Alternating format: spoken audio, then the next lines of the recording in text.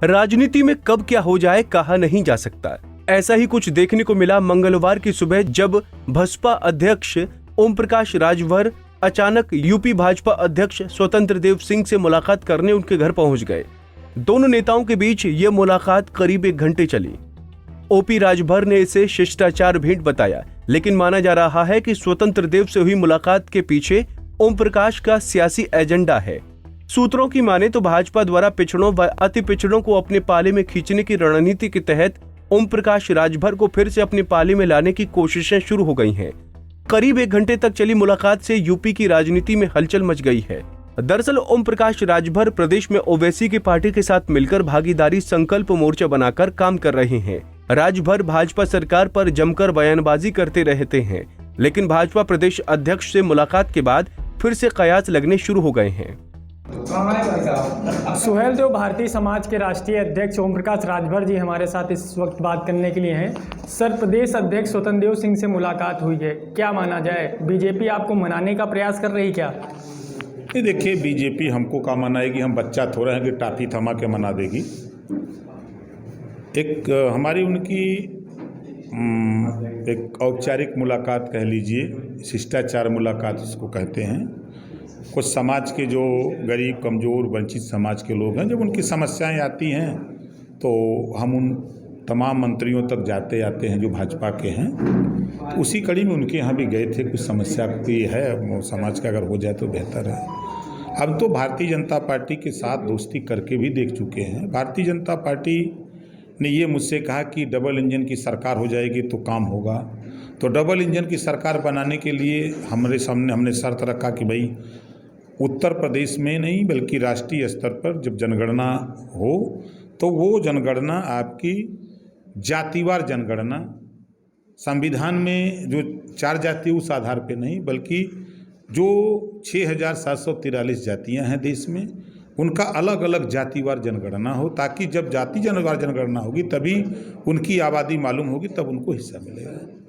हमने सामाजिक न्याय समिति की रिपोर्ट, जो पिछड़े समाज के लिए 27% आरक्षण लागू है, उसको बंटवारे की बात, जो महिलाओं को 33% रिजर्वेशन लोकसभा में विचाराधीन है उसको लागू करने के सवाल पे, स्नातकोत्तर तक फ्री एक समान अनिवार्य शिक्षा के सवाल पे, गरीबों को इलाज फ्री, उत्तर प्रदेश में शराबबंदी के सवाल पे, डबल इंजन की सरकार बनाने के लिए हम उनके साथ गए और बनवा भी दिए। जब डबल इंजन की सरकार बन गई तो जो वादा किया था हमसे वो तो मुकर ही गए।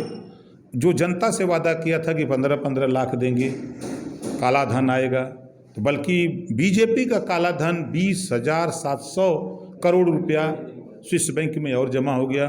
कोरोना से लोग मर रहे हैं और बीजेपी के लोग स्विस बैंक में पैसा जमा कर रहे हैं।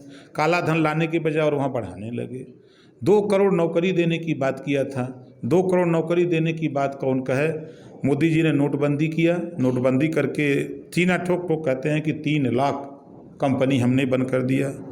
मोदी जी की सरकार ने जब जीएसटी लागू किया तो निर्मला सीतारमण जी वित्त मंत्री, उन्होंने कहा कि 6 लाख कंपनी बंद कर दिया। कौन काम करता उस कंपनी में? यही गरीब, कमज़ोर, वंचित समाज के लोग। तो इन्होंने वादा किया कि महंगाई कम करेंगे। महंगाई कम करने के बजाय जब डबल इंजन की सरकार हो गई तो डबल से भी ज़्यादा महंगाई बढ़ गई। जो गैस सिलेंडर 400 था उसको बढ़ा के ले गए 900 पार किए। जो सरसों का तेल 50 रुपया था 250 हो गया। अरहर की दाल 55 रुपया से 150 कर दिया। पेट्रोल आप देख रहे हैं कि 100 पार हो गया 60 रुपये से। डीजल भी 100 रुपया होने वाला है, 55 रुपये जब था। तो ये महंगाई इतना कर दिए। और एक कवि ने लिखा है कि अगस्त मुनि तो समुंदर पी गए और मोदी जी देश के नौजवानों की नौकरियाँ पी गए। तो ऐसे लोगों के साथ क्या गठबंधन की बात हो? ये जो चर्चा है राजनीति की, ये अलग अलग लोगों के तर्क सोच है।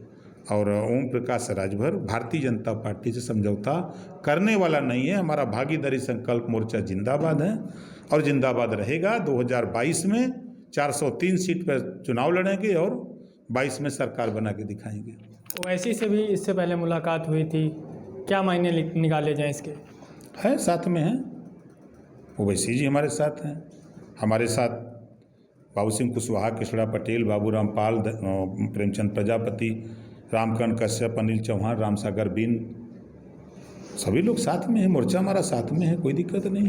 पिछड़ा वर्ग की आवाज़ उठाने का काम आप करते हैं। सपा बसपा भी जातीय समीकरण बना रही है, समाजवादी पार्टी भी पिछड़ा और अति पिछड़ा वर्ग के लिए सम्मेलन चला रही है, कैसे देखते हैं इसको? देखिए, सबके दिमाग में 52% आबादी है, 52% वोट लेने के लिए लोग पिछड़ा और दलित अल्पसंख्यक की तो बात करते हैं, लेकिन किसी हीरो ने गाना गाया है, लेकर नाम नसीबों का चूसा खून गरीबों का।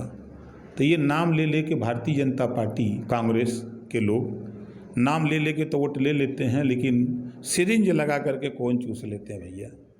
सपा बसपा की बात मैं कर रहा हूँ, सपा बसपा जातीय समीकरण बना रहे हैं, क्या कहेंगे इसको लेकर? देखिए, मुलायम सिंह यादव जी ने जो एक प्रदेश में एक राजनीति का माहौल पैदा किया, और कांसी राम जी ने, उनका रिजल्ट आप देखिए, लखनऊ में खड़े हैं। आप 10-90 पर खड़े हो जाइए तो मायावती जी दिखने लगती हैं। आप गोमती रिवर फ्रंट के किनारे चले जाइए तो मुलायम सिंह, अखिलेश यादव दिखने लगते हैं। आप लखनऊ से आगरा जाइए तो अखिलेश यादव दिखने लगते हैं। कम समय में आगरा एक्सप्रेसवे बना दिया। आप विधानसभा खड़ा हो जाइए तो लोक भवन दिखने लगता है। कौन बनाया? अखिलेश ने बनाया। अब भारतीय जनता पार्टी, ये काम बता दीजिए इसका, एक के चूंटी भी मारे हो कहीं लखनऊ में इन्होंने, एक के चूंटियों तो नहीं मार पाए हैं इन्होंने, और चिल्लाते हैं विकास किए। हाँ, विकास किए। आप गोमती रिवर फ्रंट के किनारे चले जाइए तो मुलायम सिंह, अखिलेश यादव दिखने लगते हैं। आप लखनऊ से आगरा जाइए तो अखिलेश यादव दिखने लगते हैं। कम समय में आगरा एक्सप्रेसवे बना दिया। आप विधानसभा खड़ा हो जाइए तो लोक भवन दिखने लगता है। कौन बनाया? अखिलेश ने बनाया। अब भारतीय जनता पार्टी, ये काम बता दीजिए इसका, एक के चूंटी भी मारे हो कहीं लखनऊ में इन्होंने, एक के चूंटियों तो नहीं मार पाए हैं इन्होंने, और चिल्लाते हैं विकास किए। हाँ, विकास किए हैं, 1 नंबर का विकास। कुपोषण में उत्तर प्रदेश 1 नंबर, पूरे देश में कुपोषण में उत्तर प्रदेश 1 नंबर, बेरोजगारी देने में 1 नंबर, पिछड़े दलित का हिस्सा लूटने में 1 नंबर, भ्रष्टाचार में 1 नंबर, महंगाई में 1 नंबर, इसमें 1 नंबर है। बांदा से बलिया तक गंगा जी में लाश तैराने में 1 नंबर, इलाहाबाद में लाश, हिंदू धर्म की लाश हिंदू रीति रिवाज के खिलाफ जेसीबी से बालू में दफनाने में 1 नंबर, और झूठ बोलने में भी 1 नंबर से भी ज़्यादा है। तो ये ओम प्रकाश राजभर जी हैं, जिनका साफ तौर पर कहना है कि बीजेपी जो है वो झूठ बोलने में 1 नंबर है। हालांकि जो प्रदेश अध्यक्ष स्वतंत्र देव सिंह से जो इनकी मुलाकात हुई, उसको शिष्टाचार भेंट बताया है। राजधानी लखनऊ से पंजाब केसरी टीवी के लिए अनिल सैनी के साथ संदीप तिवारी।